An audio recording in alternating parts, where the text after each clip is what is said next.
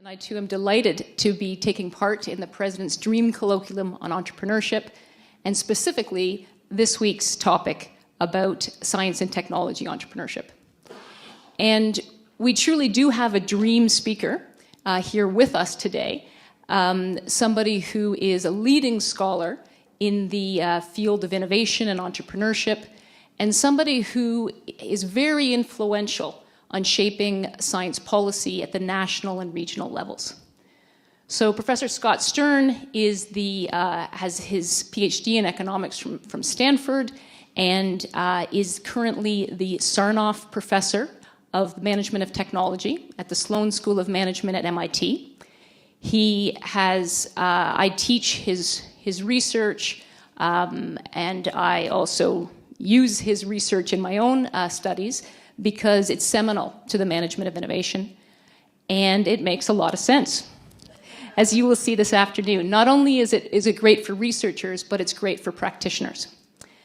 Now, two of Scott's works in the past have had the most impact on me, and some of the students who are taking the Dream Colloquium would have last week looked at Scott's work on the market for ideas, which I'll talk about in a moment. But the first time that Scott's work made an impact on me was his work on the impact of location on the propensity to innovate. And so there's, put simply, it means location matters, and that may be very obvious to us today, but it was Scott and his co-authors, Michael Porter amongst them, who made that, that obvious, and who influenced science policymakers and practitioners that it really matters where, if you're a startup company, where you're going to start your technology-based company, and if you're a multinational corporation, where you pick your satellite offices. Location does matter for and firms that, and factors that are totally exogenous to the firm matter for innovation. Secondly, Scott's work on the market for ideas has been seminal to the field of innovation and entrepreneurship. And the market for ideas is basically any way that you as an entrepreneur can sell your invention other than having to make a product out of it. So most typically, we're talking about licensing.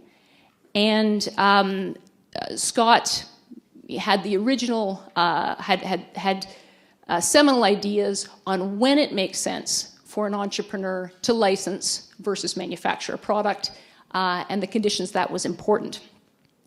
And Scott gave a talk this morning for us at the Beatty School of Business to the professors and PhD students there, when he said, yeah, that was important, and you know, those ideas are important, but in my new book, and what I'm going to talk to you about this afternoon, I'm going to talk about the times when IP may not be important at all.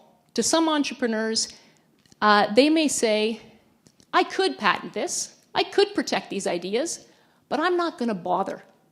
Instead, I am just going to be a first mover, and I am going to execute and innovate faster and faster. And that is going to be my strategy, and is going to be, could be more successful than patenting it. And that was very surprising to me from my position. But Scott convinced me by the end of the seminar, and Scott and his co-authors are writing a book about this as we speak, and we'll be releasing it later this year.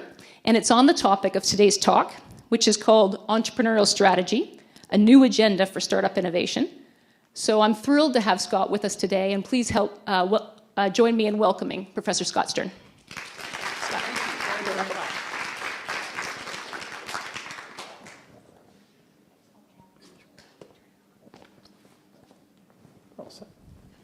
So first, let me thank both Alicia and Mario for a very kind introduction, and more generally for having me participate in this colloquium. I think it's a really wonderful opportunity to bring together people from the full university. I understand that we have people from the mayor to undergrads all coming together on, was mentioned by both people who introduced me, that this was near and dear to their heart. This is certainly topic, and more generally, the ability to bring together a community like this is very near and dear to my heart. It's very central to what we're trying to do at MIT, and I think is part of a kind of reshaping of the active role that universities, and certainly leading edge universities, are playing in sort of advancing and really taking seriously innovation and entrepreneurship as a primary action of the university environment.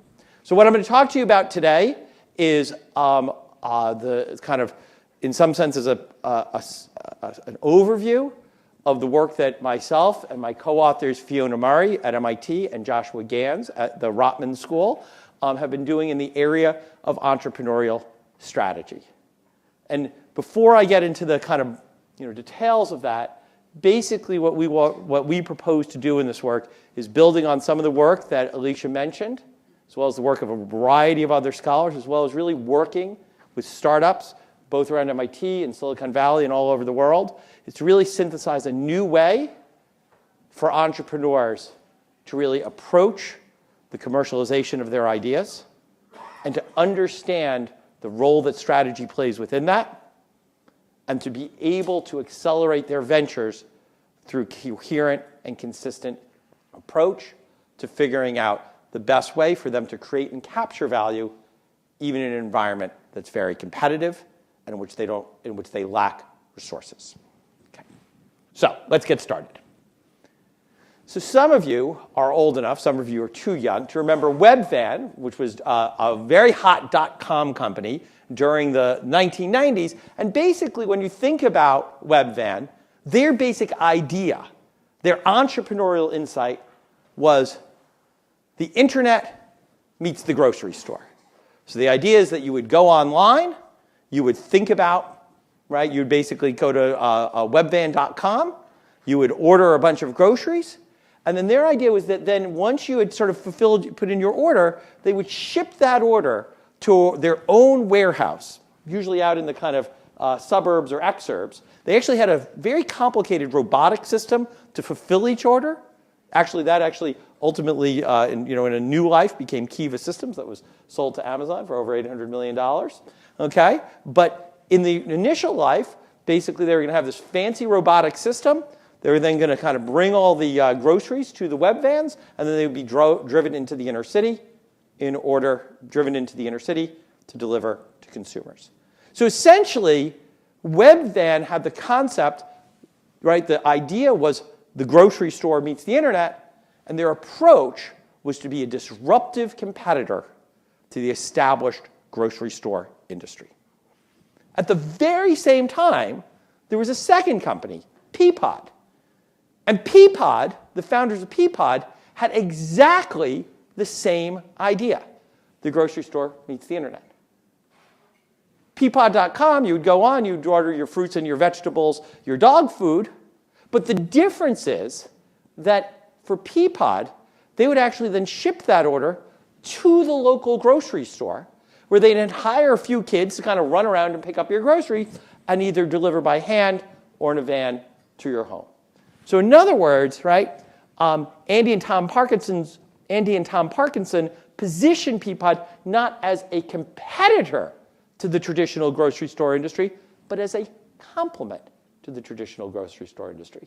So what you have is two entrepreneurial companies at the same time, both having access to significant resources. This was the .com era. Everybody got whatever money they wanted, seeking to exploit the same opportunity at the same time. Their difference, their strategy. What happened? So some of you might remember that Webvan was almost a poster child for the failure of the .com era. And people said that was a bad idea they had. But interestingly, right, they went through more than $1 billion of actual cash before they went bankrupt. But what's interesting is the idea was actually pretty good, because Peapod established a partnership with the Dutch company Ahold that runs the Stop and Shop grocery chain in the United States. They were able then to build that out to a wide number of cities in the United States and established a very profitable niche business that the Parkinson brothers are still in control of today. And right, this kind of example kind of highlights the role that, right, in some sense, ideas, right, in some sense are kind of easy to find. But what's really hard is turning those ideas into valuable value propositions through strategies that allow you to capture value as well. Right? In other words, the challenge of innovation-based entrepreneurship, once again, coming up with ideas is a hard thing to do, obviously, tremendously hard. But right, the challenge of innovation entrepreneurship is less about coming up with great ideas than figuring out how to commercialize those ideas in a meaningful way to create a unique value for end users while allowing the entrepreneur and their team to capture value on an ongoing basis. Why is that so hard? Or what are the kind of central challenges in doing that commercialization process? At the heart of that, I would say, is what I would call the paradox of entrepreneurship. So most of you might remember this. This is the Segway, Dean Kamen's great invention from the early 2000s, right? In which he claimed in Time magazine that cities were going to re-architect themselves around this breakthrough innovation. He was so excited about this idea that he put more than $100 million of capital to work, designing the product, finalizing it, building it out of a manufacturing facility before ever showing the product to a real consumer. Right? He was obsessed with control and making sure that they would own the market for Segways. Unfortunately, it turned out that when he got to the market, the product they had built had nothing to do with what consumers actually wanted. So in some sense, you might say, okay, I get that. What we really want then, right, what we really want is a way of kind of really understanding consumer needs and how to kind of understand those needs in detail as we build upon various technological innovations. Let's do another example. Right there, right, so I know many of you are in the life sciences here, right? That's the first CT scanner, or one of the first CT scanners. Right? There's a tremendous breakthrough at EMI, and even though EMI was an old company, this in some sense was their first foray into this kind of business. This was the most important advance in imaging since the X-ray. Right? The scientists who developed it internally at EMI actually won the Nobel Prize for this discovery and invention. And EMI was very, very excited about their innovation. In fact, so excited that they immediately rushed to market to figure out what people would use it for. They immediately set up offices in the United States at the leading teaching hospitals, kind of set up a bunch of CT scanners all over the place, did a lot of learning and experimentation. And year number one was great. They had 100% of the market of a very small market. Year number two was even better. They had 100% of the market of a growing market. Year number three, a little company called General Electric woke up and said, you know what? This looks like a pretty good business. And very, very quickly, EMI lost its entire position in the market. In fact, due to the way that they entered that market and then their ultimate failure in it, even though EMI developed a Nobel Prize-winning technology and brought it first to market and worked with consumers, their venture into CT scanning was a negative rate of return investment. They lost more money than they gained. Ultimately, the paradox of entrepreneurship is that coming to market requires market knowledge. In other words, for most innovations at the point of discovery, at the point when you're either sitting in your dorm room or your lab or working with a partner, coming up with the idea, it's extremely difficult for you at that moment to figure out exactly how to create value for consumers from that idea. But the very things you need to learn, right? Working with consumers, understanding your cost structure, working with suppliers, each of those actions potentially brings on the competition and imitation and lessons for others that limit the scope of your ability to capture value, limit the scope of your competitive advantage. So how are we going to overcome this paradox of entrepreneurship? And the answer is entrepreneurial strategy. Entrepreneurial strategy is the plan that a founder and her team undertake to identify a system of value creation and capture before the opportunity for value capture is dissipated. In other words, what do we do and how do we undertake learning so that we can make the kinds of strategic commitments that are required to secure long-term competitive advantage for our company?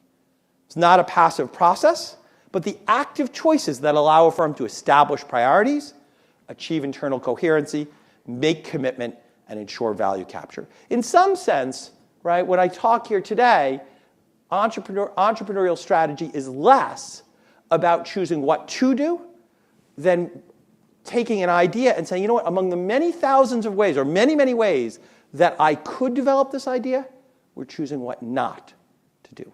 We're figuring out how to focus so that we can actually make something meaningful and sustainable.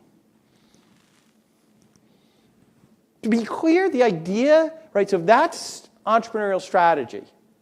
Why are we kind of focused on this? And the answer, I think, is because in practice, there's a gap between the world of strategic management and the world of entrepreneurship. Many startup companies, I would say most, find their path, even the ones that succeed, guided by circumstance rather than design or choice.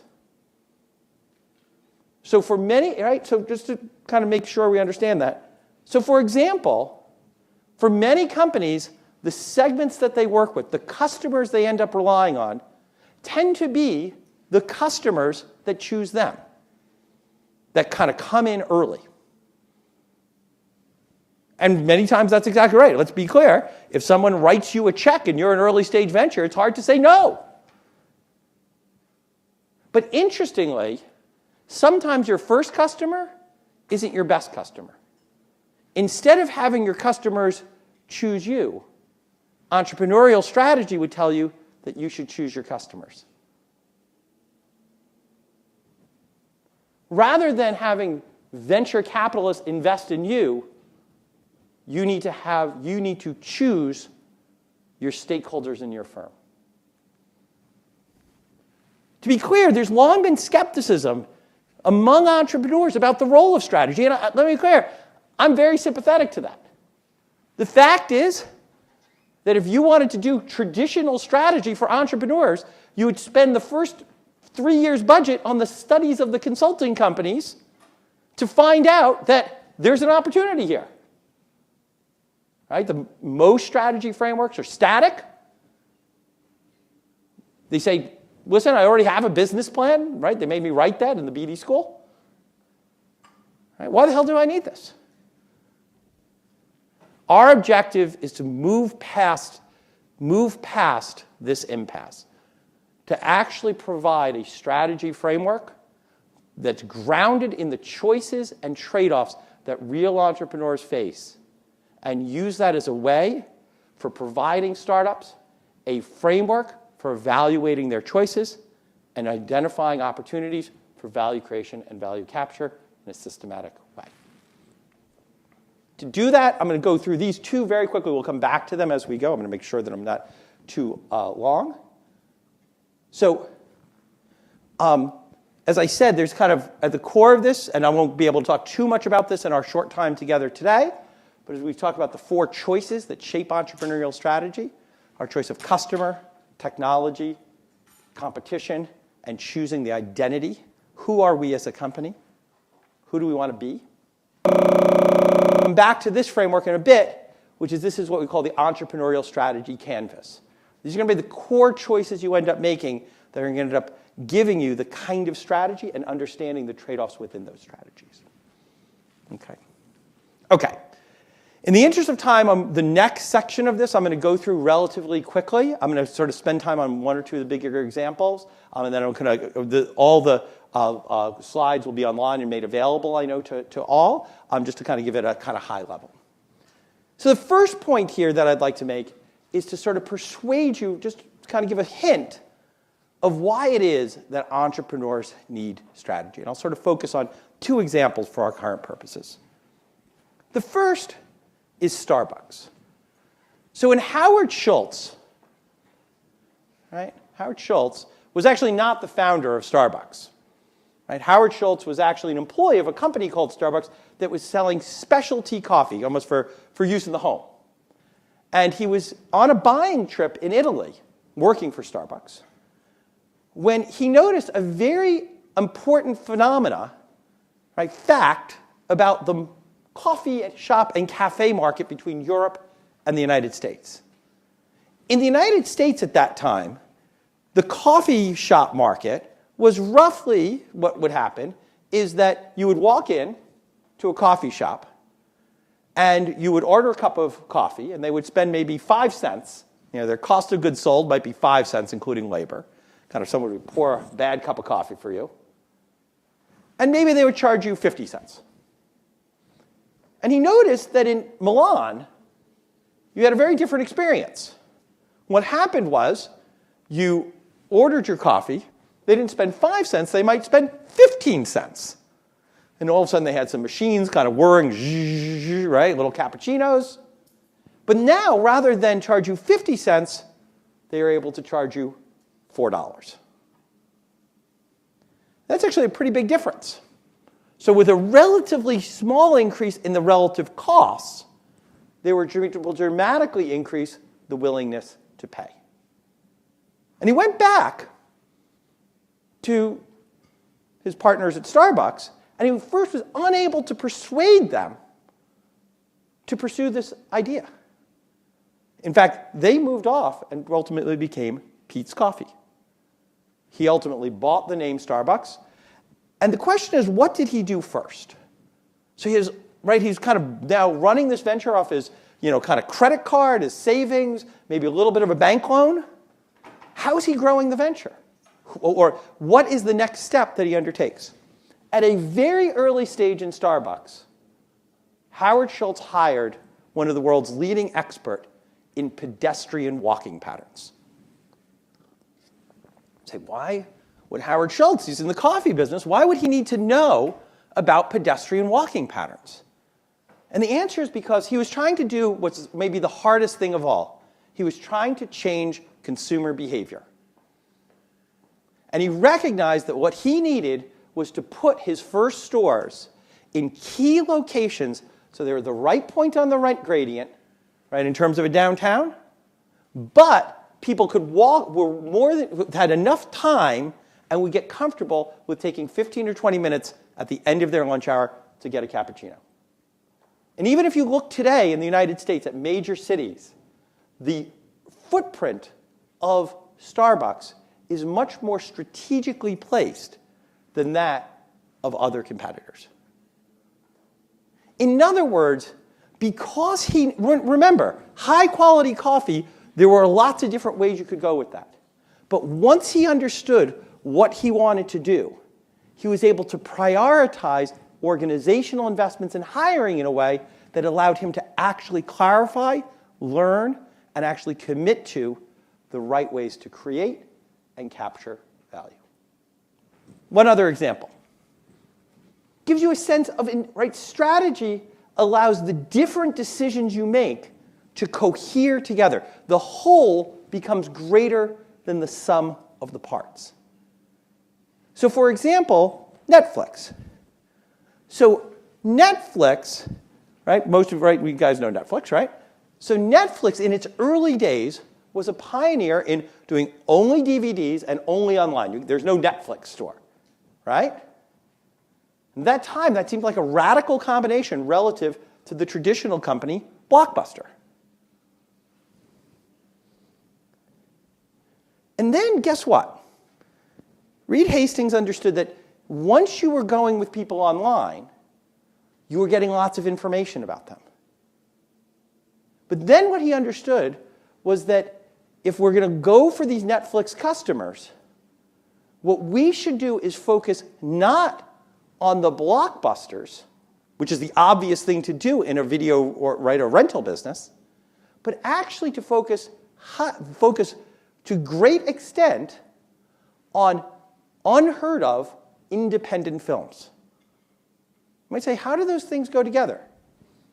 Well, if your Netflix queue is being determined in large part by recommendations from Netflix, then Netflix has a big incentive to have not a few movies, a lot of copies of a few movies, but it has a large incentive to have a limited number of copies of a wide variety of movies. And moreover, the cost of acquiring the right to some independent movie is very, very low relative to the cost of acquiring a movie that's a current blockbuster. The Tom Cruise movie costs you a lot to have for Netflix to sell. If you have some, kind of very high quality, but nonetheless movie that didn't quite make it in terms of popular success, those directors and even their distributors are often able to almost give you the movie almost for free just to get it popular. So he was able to dramatically shift the cost of his goods sold by understanding the consumers that he was working with, who were going to be attracted to his service, and the way they were interacting with his site through recommendation. Those three elements of the strategy work together. Each by themselves might make sense or not, but as a combination, they became a powerful force, creating a very extraordinary success.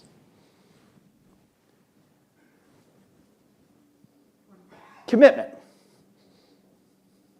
One of the things you need to do as an entrepreneur is to be able to commit. Right? It's to be able to commit to particular types of decisions at particular times.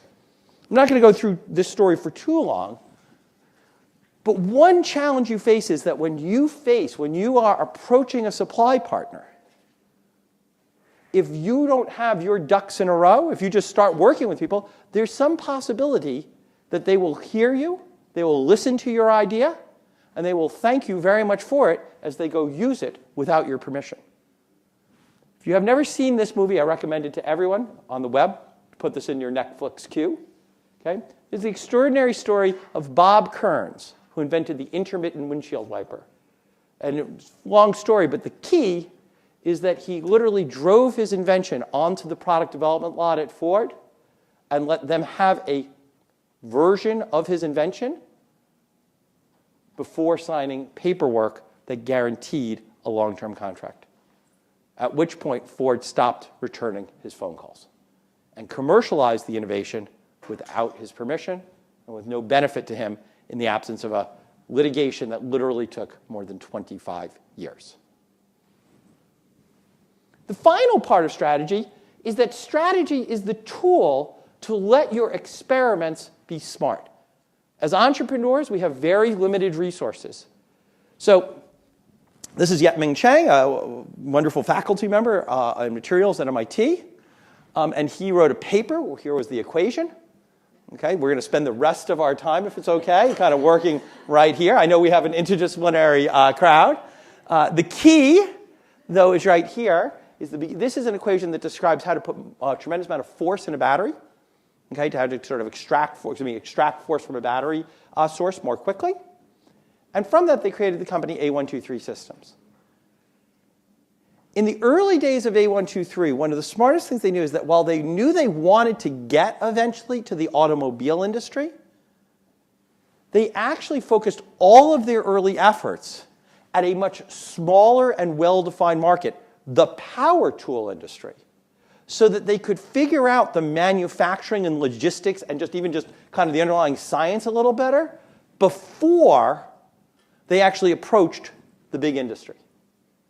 In other words, if they had just done, and they were offered, if they had just done a licensing deal at a very early stage, it would have been just one of the many licenses that a company like GM might have acquired. But instead, what A123 was able to do was build a very successful business in the power tool industry, in collaboration with Black & Decker, as a precursor to being, for a reasonable period of time, a very successful company in the automobile battery business before that business itself became very competitive over time. And ultimately, A123 has had its problems. Okay? So just to kind of make sure we're all on the same page. Execution is fundamental to any business. But the payoffs to execution are higher when they're guided by strategic priority and internal consistency. Experimentation and learning are fundamental to any business, but the value of that experimentation is higher when guided by strategic priorities and allowing for more effective staging and timing of irreversible commitments. Ultimately, precisely because entrepreneurs have more freedom, no one's going to tell you what to do, and because they have fewer resources, the value of strategy is actually higher for entrepreneurs than it may be for established enterprises. Okay. So with that said, when we say, okay, so if I've sort of made one argument that strategy is important, then the question is, how do you think about entrepreneurial strategy? What I'm going to focus very briefly on is what are the core elements that you have to think about in choosing your competition, choosing who and how to compete. The first, Alicia mentioned it very briefly, is the role of control versus execution. So this guy over here, he was like the Steve Jobs of his day, because that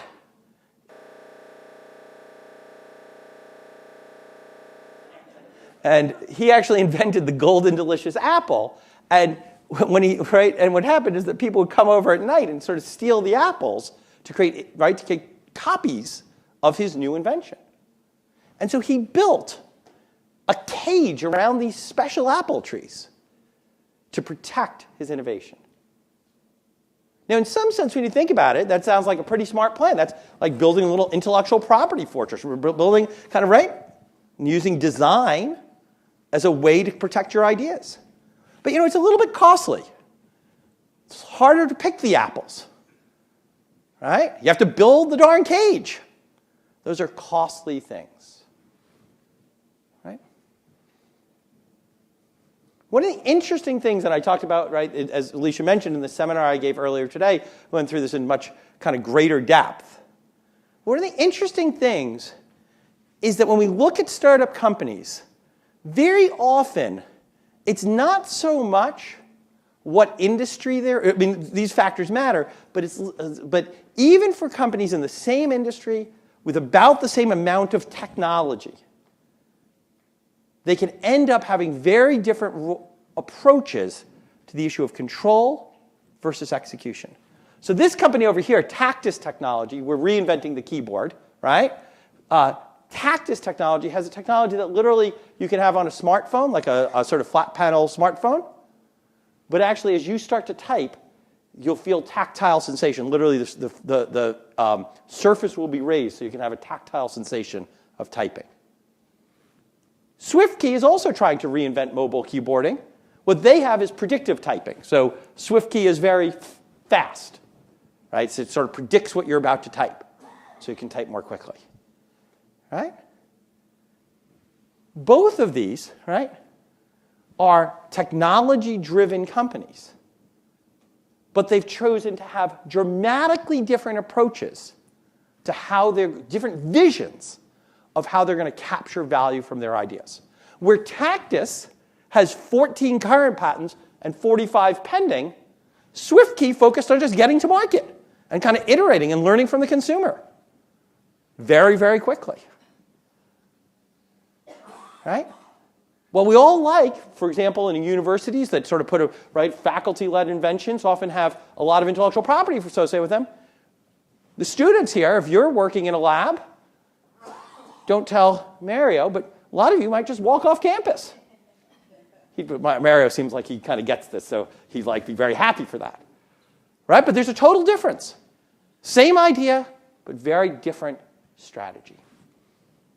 So, what are the benefits of control versus execution? Well, the benefits of control would include increased appropriability, ensuring your vision, facilitating. If you got in a negotiation, you facilitate your ability to capture value. What's the benefits of execution? Well, execution. You get to market more quickly, you learn more quickly, and it's cheaper. It's almost like a lean startup kind of thing. Right? So that's the first dimension, is that we're either going to be oriented towards control or execution.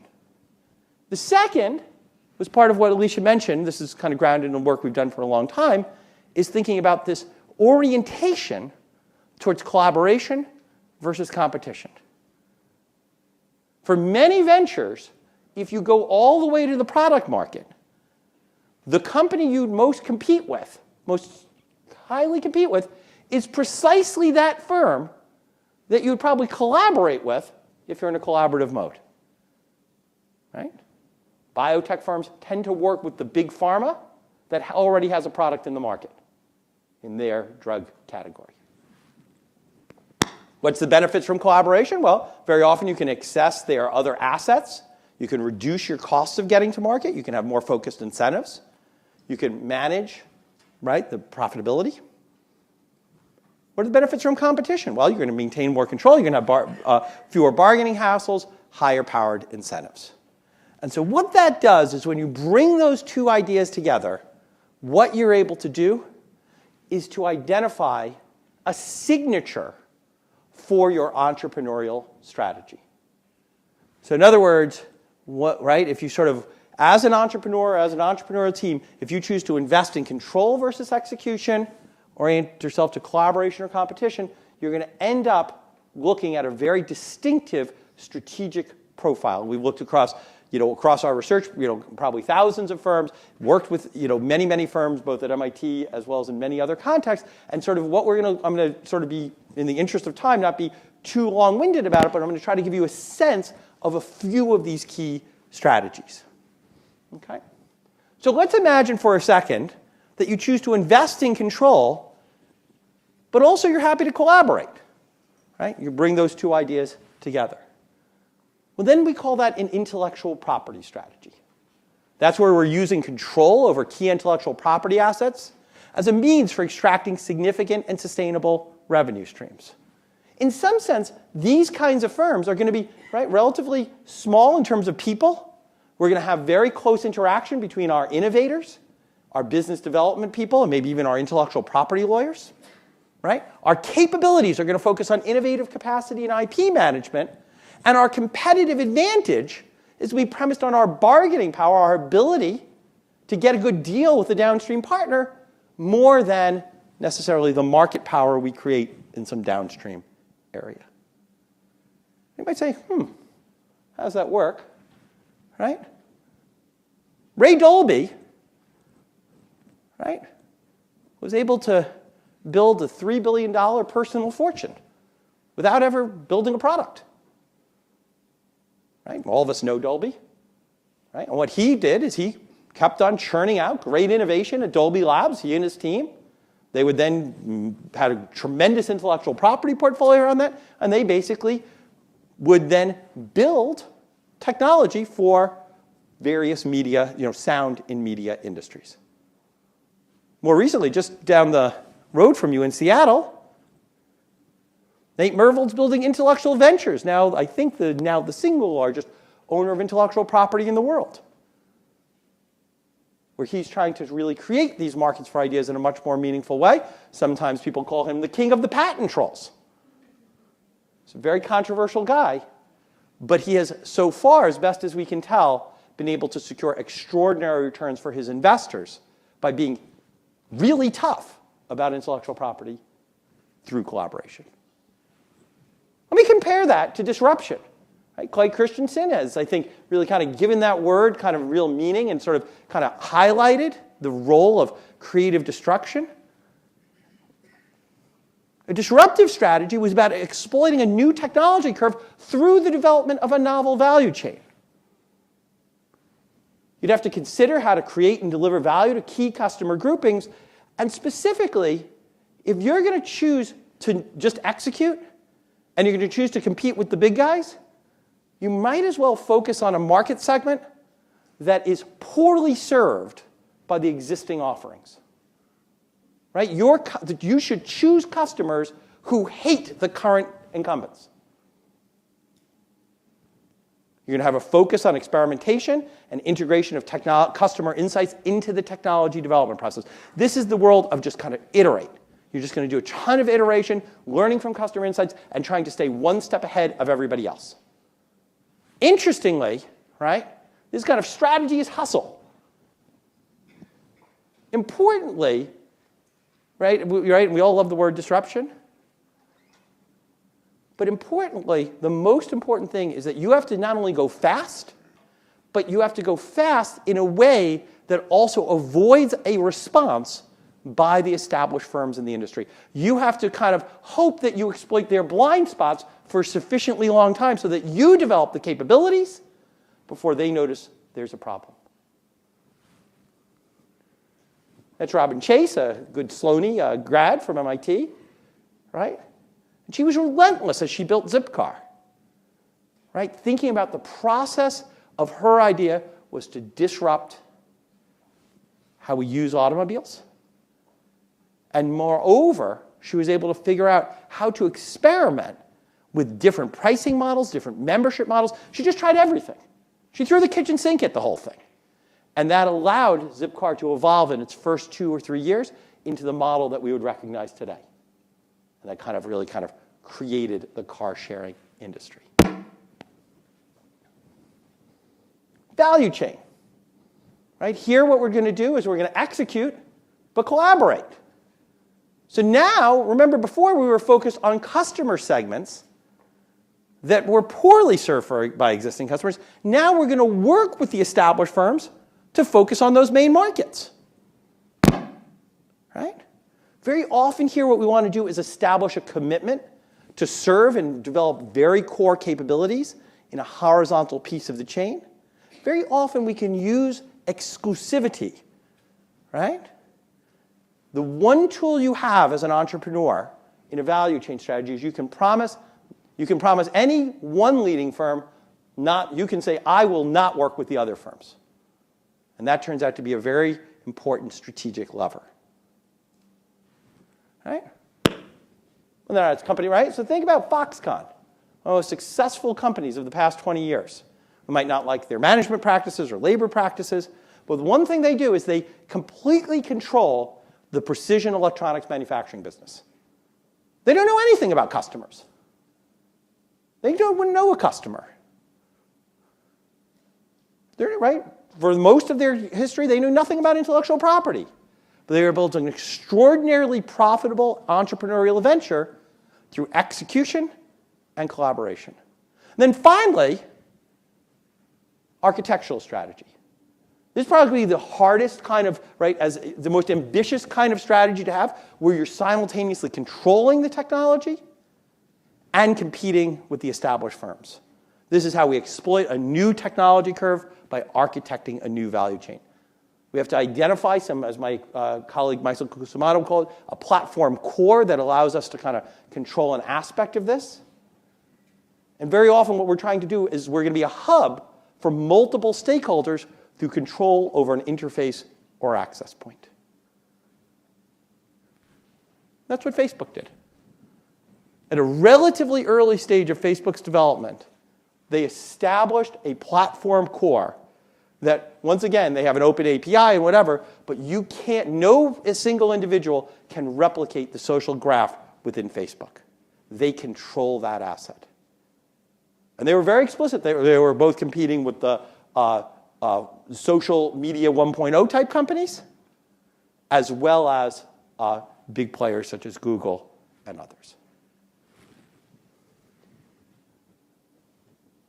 Rather than kind of get into the exact details, the key insight is that different entrepreneurial strategies involve very different priorities and commitments.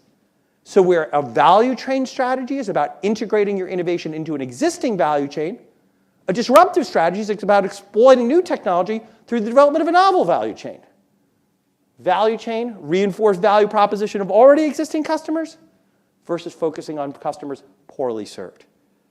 Value chain strategy is about relationships and exclusive control, right, which might be something that you develop over time, build in a kind of careful way.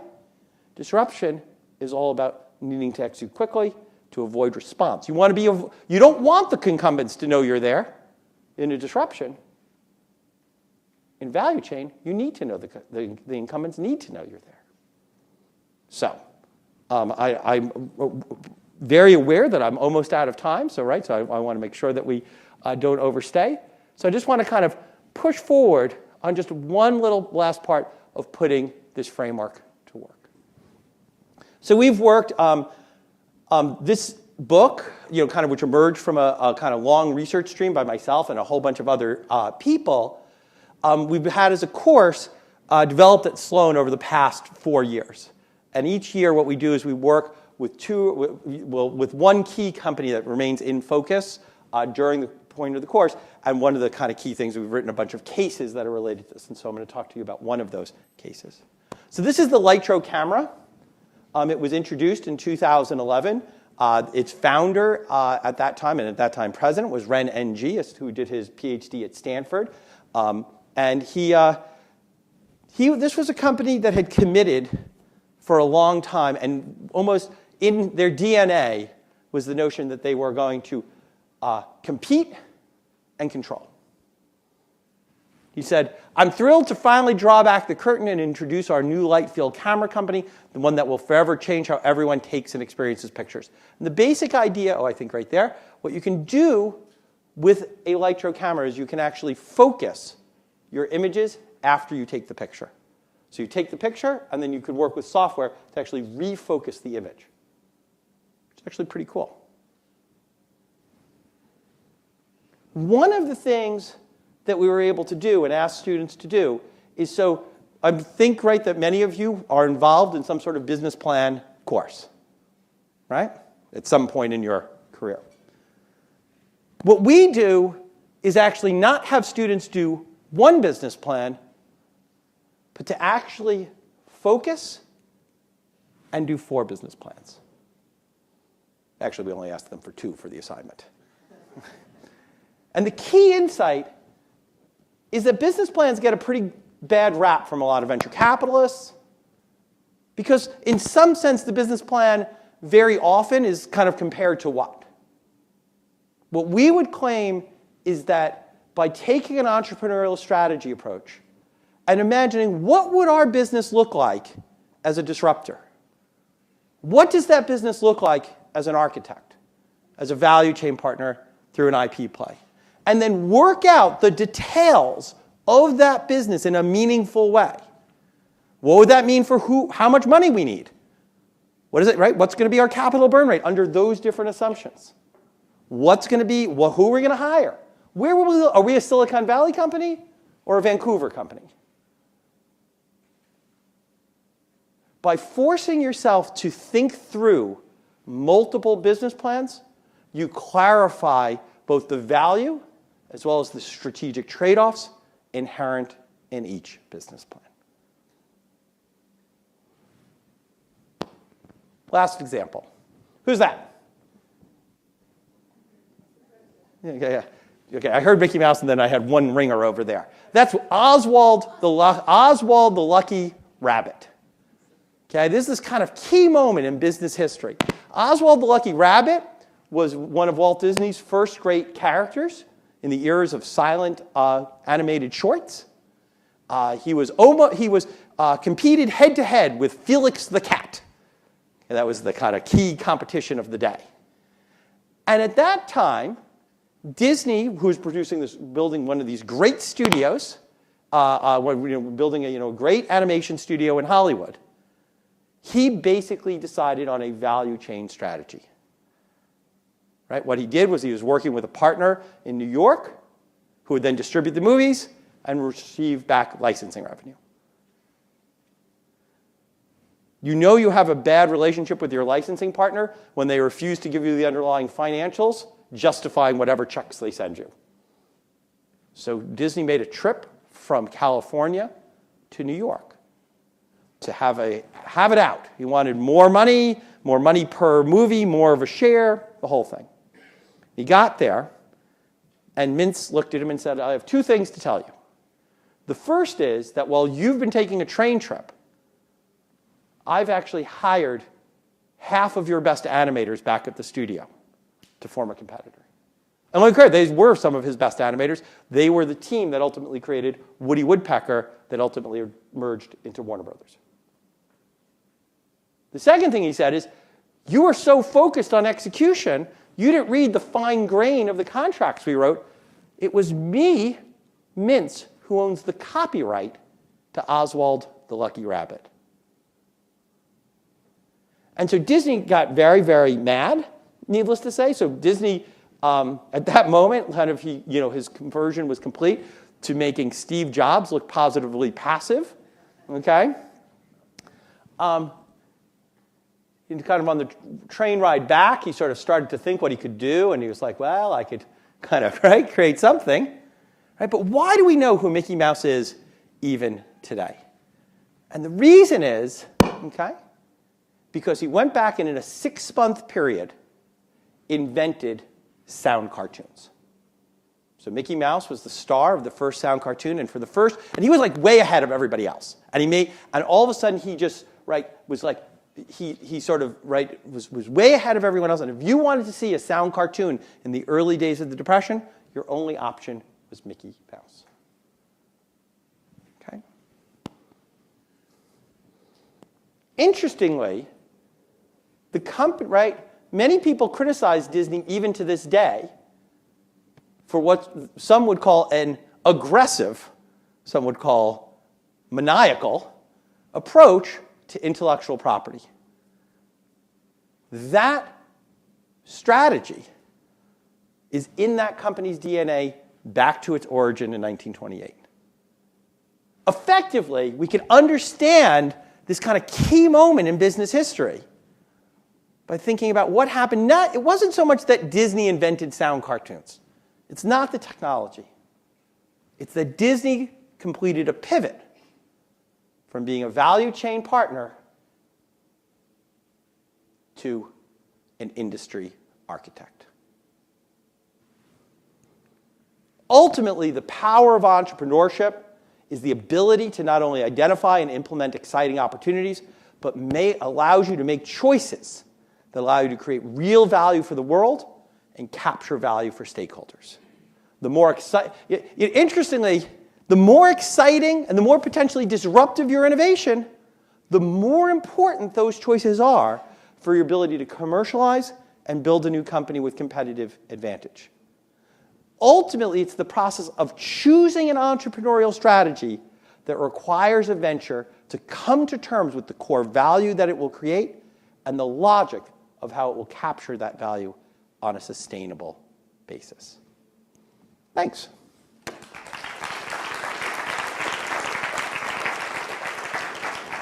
So, it's very, very rare that one gets what I consider a disruptive lecture. And this has been an example of a disruptive lecture, and also a very entertaining lecture, Scott. So I thank you, and I'm very sure that there'll be lots of questions. My name is Lucas. Thanks for the talk. That was awesome. And if you have an idea, I have an idea, and I want to approach my competitors, which are much larger than me, but I don't want to lose my idea. And I'm having quite a few problems because I don't have the capital to do IP. I also don't have capital for a lawyer. So just a suggestion would be great. Okay, that's a... So the first, I have one very simple suggestion. The first thing you want to do, so that kind of, makes sure that you take all this, down, is watch the movie, right? Flash of Genius. I think that'll clarify the stakes involved. It's an entry that is a great movie. It's the single best movie about intellectual property litigation. It's a low bar, but right? But that movie is actually, relative to some movies that are based on true to life, it's actually a pretty accurate rendition of what occurred. More importantly, in some sense, what you need a little bit is that experimentation and learning that we saw in A123. So is there something you can do with your idea on a smaller market that would actually allow you to start generating some cash, or working with some investors to put money in, to allow you to develop the resources so that when all of a sudden you go to a potential real value chain partner for the idea, you are able to have, they answer your phone call, they realize that you're bringing something to the table that's not only just that idea, but for example, the team that you've built. So in Silicon Valley right now, the greatest way to make money is to be an acqui-hire, right? So an acqui-hire is where we have a firm of maybe 10 or 15 people, we have probably no revenues, and then we get acquired by Google or Facebook or somebody for maybe 30, 40 million bucks, right? Even before we've sort of successfully commercialized in a monetary sense a product, right? One reason that very often those teams are so valuable, right? Why do we see these incredible premiums to acqui-hires? Is precisely because they're not just bringing even if there's no IP, even if I could steal the idea, they're going to want your team. They're going to want the team formed in a particular way. And they're going to want you as the kind of person that with a technology is able to build the kind of team that is able to develop capabilities. Right? So established firms place a huge premium on people who can get things done more than people who can identify just good ideas. In fact, I think for really big firms, they view that there are too many, they wish there were fewer ideas that they could sort of sort through, and more firms that were actually developing real capability. And so I think that's, now once again, that's a hard road, but you're a young guy, so hard roads are not so bad. No, I'm being serious. Right. Jeff Bezos, right, in the book we talk about this. Jeff Bezos had this moment where he was thinking about whether or not to raise prices. This is about late 1998, early 1999. And a lot of people were saying, oh, now it's time to monetize the business, right? Really create an annuity for yourself. You've got a certain user base. And he met with the CEO of Costco at that time. And the CEO of Costco sat him down and said, you know what? There are no annuities in retail. You just have to keep on going. And you have to be the person who's at the lead of the pack relative to everyone else, and that will be valuable. And he went back to his team, and he said, we're not raising prices, we're not starting to cash in. And, Jeff Bezos has created a tremendous firm without necessarily ever creating that annuity, creating that intellectual property annuity. I read a lot about entrepreneurship. I'm a person with scientific background, chemical engineer. And the overall conclusion was you can't make any larger business alone. You need partners. Partners means somebody you can trust. Yep. Who is somebody you can discuss your idea in any detail. You need to be open-minded. That means you need to discuss many things, many ideas, how to do something, how to approach the markets, to go different ways you described. You need to discuss it with somebody, preferable with many people. And of course, many people don't have enough money nowadays. Huh? Nobody has $500,000 to dump into a business idea. Maybe you have $10,000 maybe, or $5,000. So this means if you have a dream like this person before, collect money somehow and wait until you can work on this idea, until you have enough financial background to do it. So let me broadly agree with those comments. The one thing I would say is you have to remember that every, at Sloan, so at MIT we have,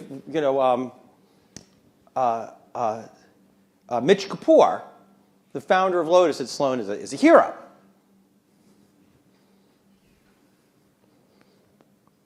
Though the founder of, what's it called?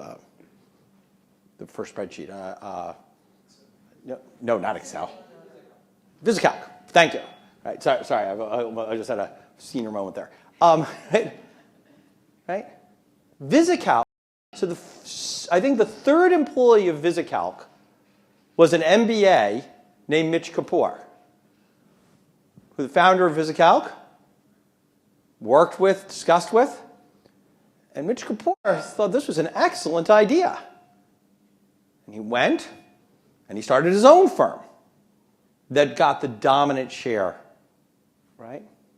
So really, right, one needs to be careful and thoughtful about who do you bring on board and when. And sometimes I think some of our work tries to emphasize to people that that's the paradox that you have to overcome. You have to figure out a route that allows you to undertake the kind of collaboration, learning, experimentation, feedback that you talked about without getting ripped off. And that tension is inherent. So I'd make 2 points. The first is you can't believe that that doesn't exist. It's inherent to the nature of entrepreneurship. Right? That's part of essentially if we had a science of entrepreneurship, that'd be a key principle within the science.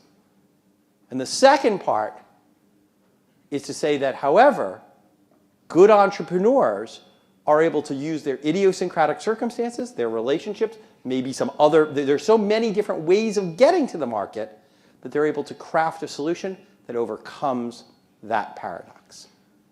So 2 words, control and focus. Yeah. Control and focus. So right, so we like control and focus. We also like learning and experimentation.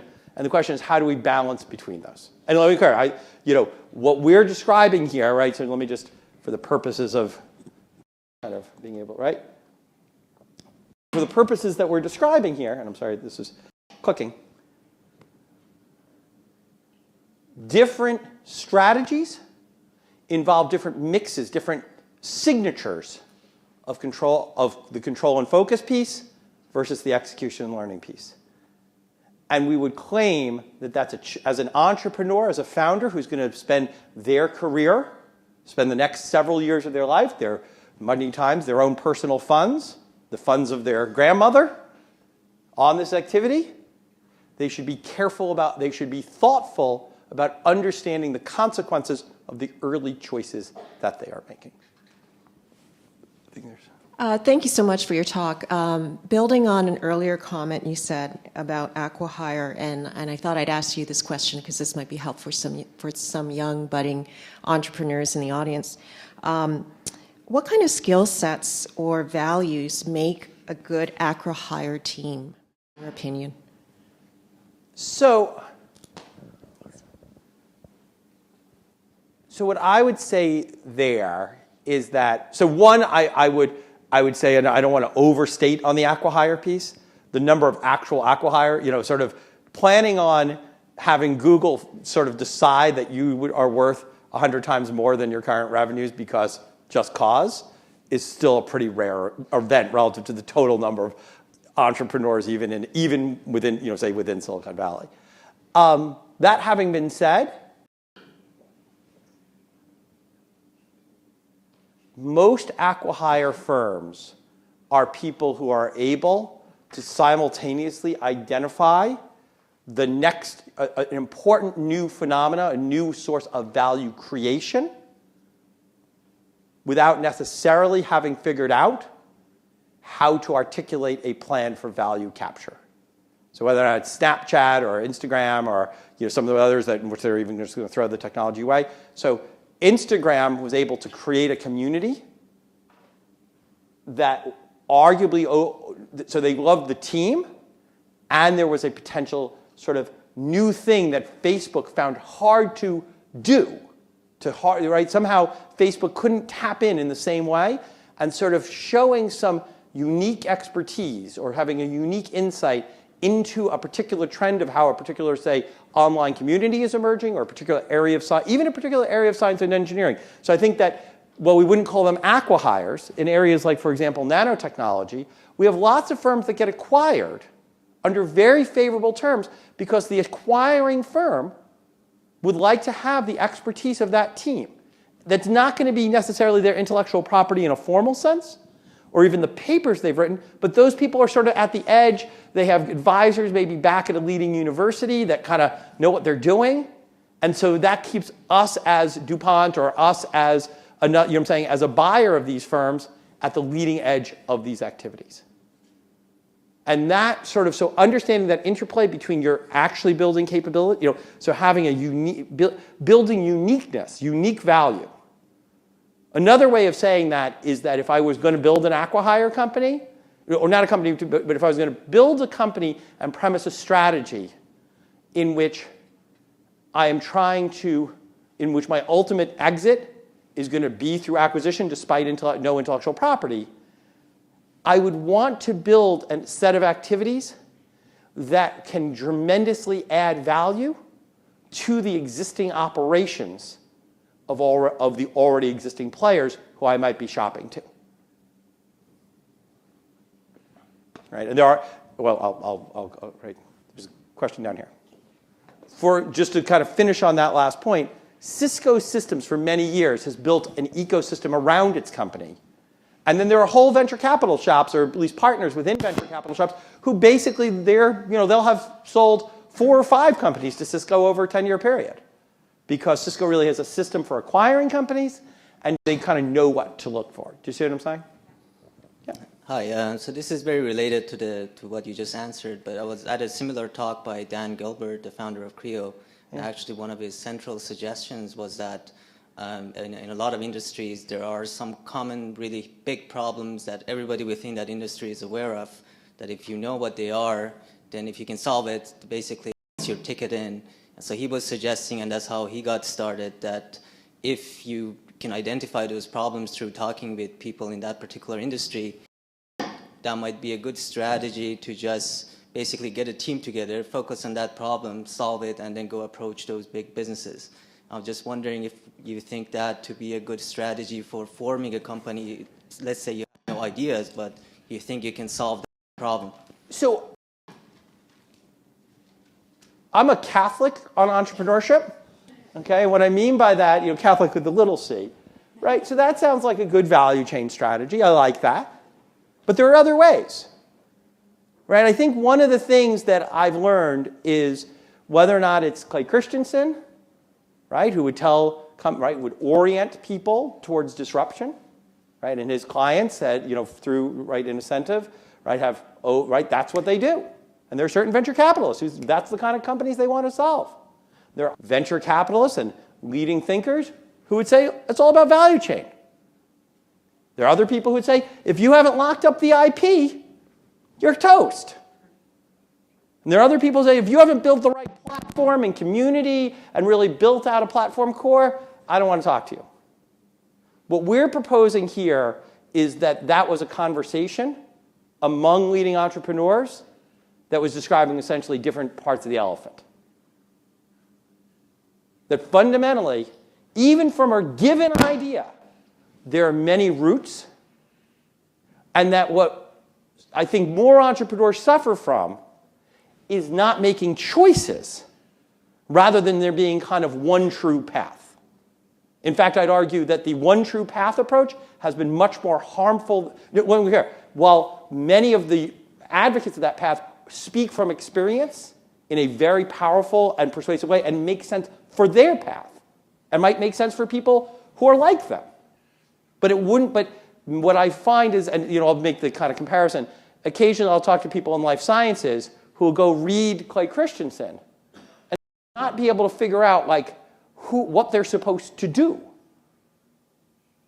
Right? Because it just doesn't accord with life science or from their perspective.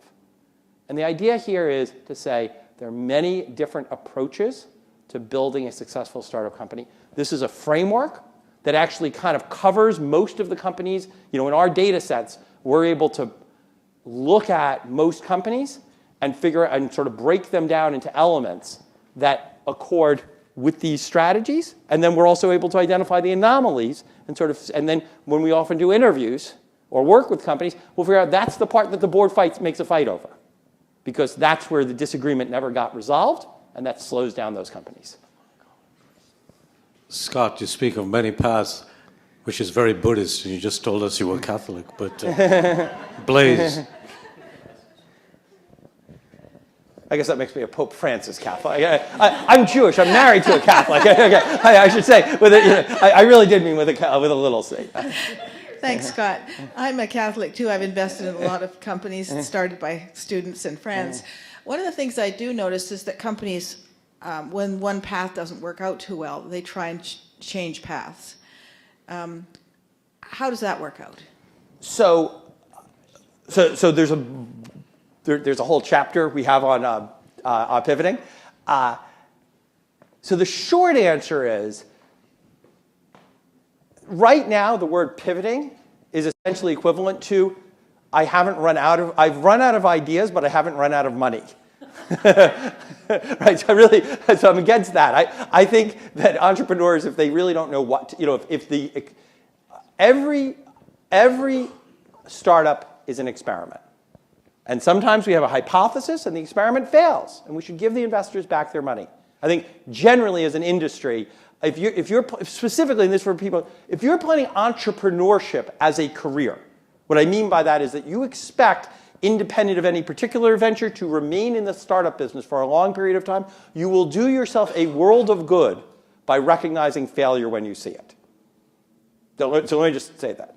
The second part is that I would distinguish between different types of pivots. So if you do an experiment, so I would distinguish, once again, I feel like I have a whole hour lecture that I'm about to launch into here.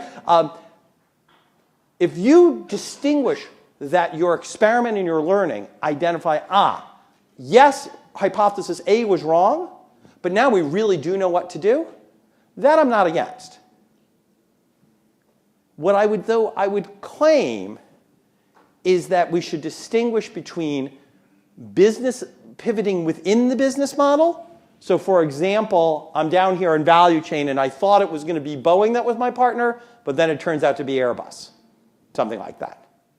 That's different than what, he's my hero, right? What Walt Disney did, making the difference between value chain and architecture. My colleague Matt Marks and former student, so this is Matt Marks, David Hsu, and Joshua Gans, actually have a very careful study, probably the first truly careful study of pivoting in the voice recognition industry. They go back basically from the very early days. What they find, they have actually a very interesting set of insights, but the most important one of them is that the most common successful form of pivoting are companies that start out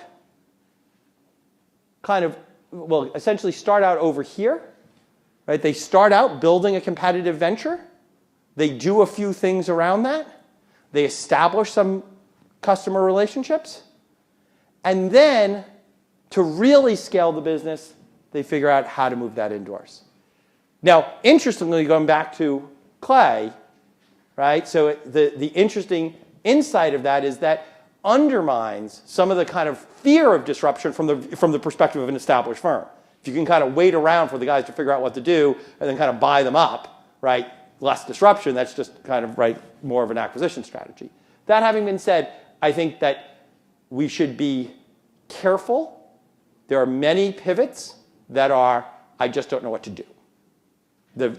In other words, no idea is as good as the day you thought of it.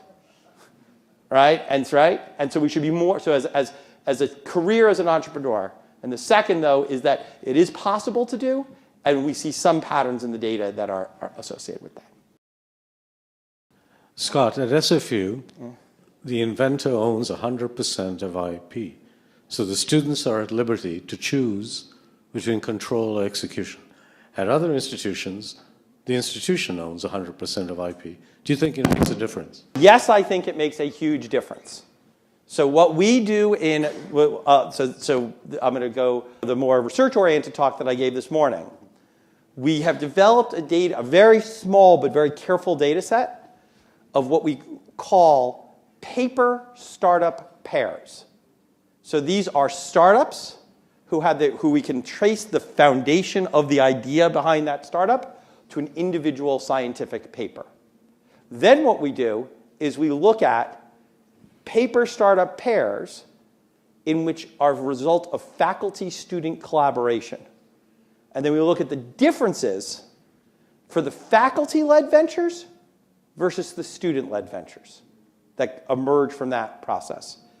It turns out, in part because of, right, faculty have responsibilities to the university in most places where they have to use intellectual property. We see everybody getting patent and taking everything takes forever.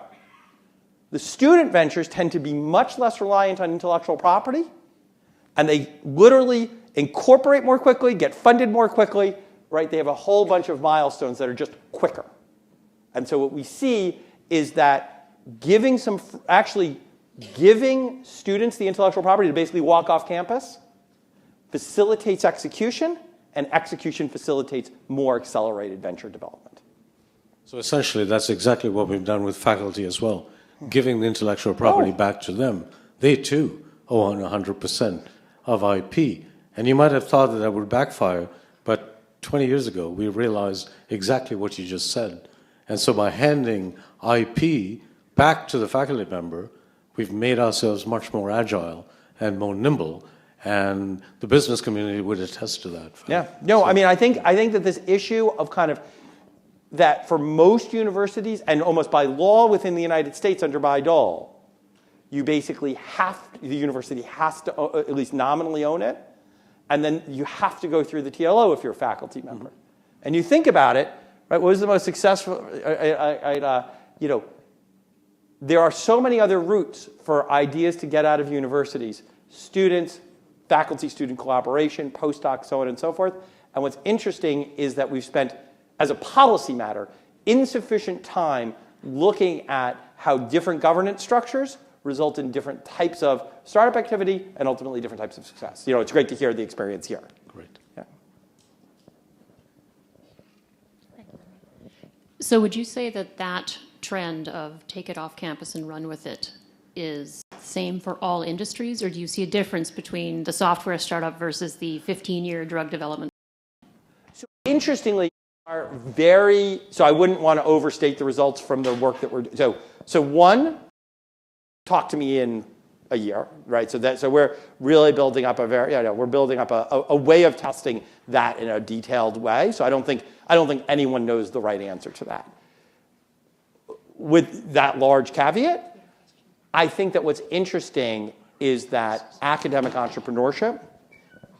So I think that what's interesting is that kind of lean startup methodology, which is mostly focused on the app economy, almost none of those are academic entrepreneurs. There's very little underlying science or technology behind it. I mean, it's basically, I would like the birds even angrier, right?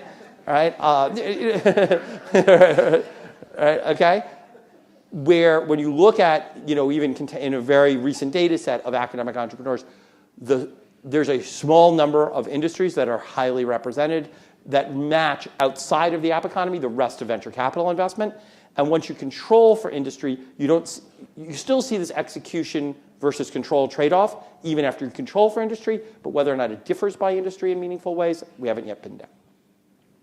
We have a Twitter question. In light of new evidence, do you believe that regional economic performance should include environmental and social costs? Okay, that's a broader question. Easy one. So here I rely a little bit, I think, on the strategy and environment sort of insights of my co-author, Mike Porter, right, who many years ago pointed out that it is likely that the social environmental costs of doing business on a global basis so those are things that occur over time. And if your region gets ahead of that curve, you are more likely to build businesses that meet and then exceed and then lead the global standard. That kind of Porter hypothesis is one that I think is important, undersold, and if I had to kind of pick a lever for regional economic strategy that I would sort of say is a good idea, right? That's within that area of social and environmental. The one other thing that I would mention is that I think that as well, regions can do very well to significantly develop at a policy level the capacity to measure the social and environmental costs of their business activities. I think that once the business, for many things, once the business community actually would understand and be clear what the costs are, you get a lot more people coming to the table than in the alternative. The exception to that, is, to be clear, is carbon, right? Pure carbon, where ultimately, I don't think that's going to be solved by entrepreneurship. I think that's going to be solved by the established industry being told that they're going to go to jail and we're going to shut down the company. No, I don't care. There's going to be a moment where established energy companies figure out that their future needs to be green. And then the entire conversation will change overnight. Right? And we know lots of other industries in the past in which that's occurred, and we just need to look for that model. Over here. How much would the personality of the owner or the entrepreneur depict the strategy that they change? Or they wait, how much what? Their personality would change? A ton. The exact same business model, but different personalities. Yep. So one thing that this framework provides, these are choices. I care less which choice you make, given your personality, than that your choices are coherent. Right? So choosing, right? So linking your customer technology choice, the identity as a company, and how you manage competition as a package is far more important than necessarily, right, in many cases, than which box you choose. And if you're a person who's going to care a lot about control, God bless you. Right? And my sense is that strategists and people have tried to do external business analysis for entrepreneurs, business plan assessors, right, business plan books in general, have not taken on board how important autonomy is as the motivation for entrepreneurs owning their own business. Right? If you think about it, most entrepreneurs, both innovation-based as well as kind of more smaller enterprise, the reason they're entrepreneurs is because they don't want to work for somebody else. They want to be able to make choices reflecting their preferences. There's nothing wrong with that. Right? That's actually the power of entrepreneurship. And so I would say that what we hope to do here is to hopefully provide clarity about the consequences of the choices that might be part of your preferences. Any other questions? Up there.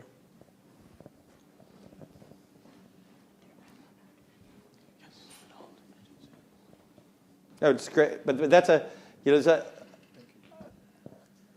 to kind of fill on that. There's really good evidence, right, that researchers and entrepreneurs are choosing a path that's different than others, and I think it's important to bring that on board. You know what I'm saying? Yeah. That was a brilliant presentation. Secondly, what steps do you suppose one should take in order to build the entrepreneurial mindset? Okay. So thanks for the.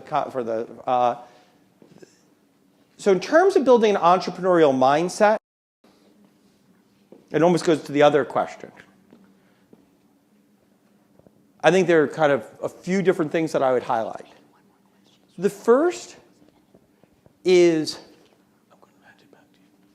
the role of opportunity identification in general, right? So for those of you, so when I co-teach new enterprises, which is essentially our business plan course, when I work with many entrepreneurs and accelerators and other kind of venues, one of the funnest times that you can have is doing ideation sessions, right? The kind of stuff that IDEO does so well. It's incredible. And people come up with great business ideas really quickly, right? When we work with business plan competition. So just getting into that culture and ecosystem, go to a few startup weekend events, just I think gets the juices flowing. So that's one part. The second is, I think, finding mentors and role models that inspire you. Right? I think that very often, right, so, and I think don't make it Steve Jobs. I mean, right, I love myself some Steve Jobs, but find somebody who you can see yourself being. Right? And maybe somebody in the local community. Right? If I had to think of the most, and it goes a little bit to the gentleman's point earlier about the role of feedback, what you're looking for is somebody that sees themselves in you, right, as a younger person, and is willing to go out of their way to see you succeed. And that, I think, is a tremendous amount of value. And once again, there's an important matching process there. And so getting involved in activities like this and the networking events I'm sure that you guys do, right, I think that's all a part of that. And I will say that I think that economists and business policy people or whatever sort of, I think, really undersell the role that mentoring plays in entrepreneurship. From my experience, and I think of it as just a very simple thing, is that you aspire to and have some knowledge of aspiration of the things that you see and know, right? So most kids want to become, you know, I guess we're in Canada, so I can say a hockey player, right? Right? Or a baseball player, or whatever it would be, because that's what's celebrated on the front page of the newspaper, right? Those are the people who are celebrated. There's not, let me clear, I love myself, you know what I'm saying, some sports figures. But the answer is, I think, seeing some good, and I was actually noting that when Mario started this, he talked very specifically about individuals and companies that, you know, did well. And when they were your age, or even young, right, they didn't know they were going to be successful yet. They were right like you. I mean, that's the most, I mean, I've been teaching long enough, as I was reminded earlier today, I've been teaching long enough that, you know, well, that's, you know, that you see people and you remember when they were young. And once again, no one's perfect. Everyone has their flaws, right? They're very, right? I mean, you know, Drew Houston was an exceptionally good, but not the best student at MIT. But he went and he tried and he figured things out, and now he's, you know, which is wonderful to give back. He then comes back and is now students at MIT who want that appy kind of thing. He's a really good model and really smart about that for that particular approach. So that's so my view is that kind of just, you know, so I think it requires a little bit of a willingness to engage. But once you get past that, basically most people in your environment are not within your local environment, particularly in the university environment, are not your competitors. They want to help you. And I think that helps and inspires you and gives you a way of thinking and a kind of, and then the only thing I'd add to that, though, is then you tie that to some form of actually doing things.